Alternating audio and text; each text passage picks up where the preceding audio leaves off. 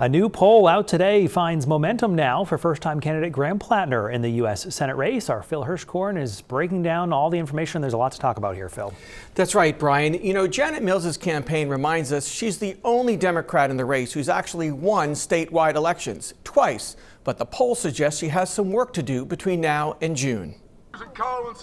In the Democratic Senate primary, oyster farmer and military veteran Graham Platner is favored over Governor Janet Mills. Platner with 46%, Mills 39%, 15% unsure or for someone else. This is a 17% swing in this poll since December, when Mills was up 10 points. Pollster Jason Eads telling me Platner is propelled by men, younger voters, independents planning to vote in the Democratic primary, and Platner has closed the gap with voters over 55. It's older voters who are much more willing to give Graham Platner a chance that has really changed the dynamics of this race. In a hypothetical matchup with Republican incumbent Susan Collins, the poll has Platner 44%, Collins 40%, unsure 16%. The poll has Mills and Collins tied at 44%, with 12% unsure. An underlying factor, a majority of voters now disapprove of Mills and Collins. We had more than half of respondents say that the state is on the wrong track in general. We had pluralities of respondents say that their household finances were worse this year than they were last year, and that's across all political parties.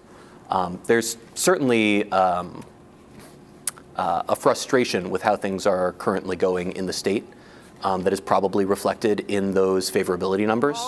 In Maine's other competitive primary for federal office, in the 2nd Congressional District Democratic primary, undecided is in first place at 38%, followed by State Senator Joe Baldacci at 36%, State Auditor Matt Dunlap at 14%, and former congressional staffer Jordan Wood at 12%. Looking at the top issues for Maine voters, cost of living is by far number one.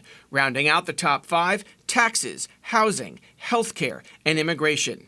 Speaking of immigration, 49% of those polled supported ICE operations in Maine, 47% opposed. And that is incredibly driven by a partisan divide. So Republicans, by a huge majority, are supportive of this federal action. Democrats, by a slightly lesser majority, are opposed to this federal action. Half of Maine voters, 51%, feel the state is on the wrong track. Only 32% said right track. Probably related, 47% said their household finances are worse off than a year ago. Only 14% say they're better off. Also found 59% of likely Maine voters have a very or somewhat unfavorable opinion of President Trump. He won't be on the ballot this November, but how voters feel about him and the Republican majorities in Congress will undoubtedly affect the outcome of our individual House and Senate races. Brian? Phil Hirschkorn with some context of the new numbers. Link to that poll results on our website. Online, we have an article explaining it if you weren't listening for the last 2.5 minutes, and you can read all the data yourself and the demographics of the poll. Phil, our thanks to you.